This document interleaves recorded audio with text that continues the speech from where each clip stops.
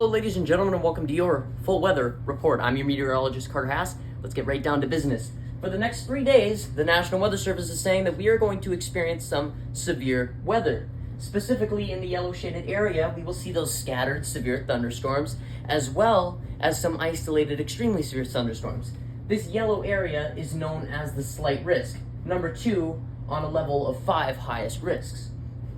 This proves that we will see, with this storm, ping pong ball sized hail, winds gusting over 58 miles per hour, or sustained over 58 miles per hour, and gusting at 75, as well as those tornadoes in isolated areas. However, from Minot to Grand Forks, you can expect those tornadoes to pop up. EF0 to EF1, not very strong, but enough for somebody to take a picture while it's a funnel cloud before it has actually touched the ground and become classified as a tornado. Besides that, wind is a big worry with this storm, and the reason why I say that is because if you take a look at this, ladies and gentlemen, they put us in the 15% risk. Valley City, Barnes County, right on the R of Bismarck on this map, ladies and gentlemen. That means that we are in a pretty severe risk for what I like to call, and meteorologists all around the world, straight line winds from a storm that is known as a derecho. So that's really how we know how it's going to move. It comes in from Glanson and Sheridan right here and moves all the way up to Valley City and past, and little in the north areas of Minot, Grand Forks, and out to Canada, northeastern Canada, and maybe the Great Lakes area. So what we will see there is simply scattered severe thunderstorms, but with that bow-shaped storm, which is a bow and arrow shaped storm, is extremely dangerous because that is called, once again, a derecho.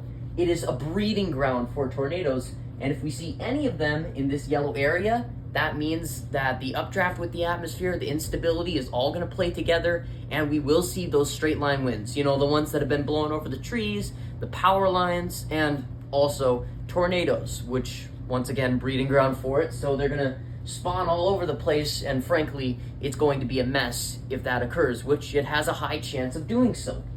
That's really all we're going to see with day 1. So now I'll move to day 2 and give you guys a little bit of a taste for that. Tornadoes?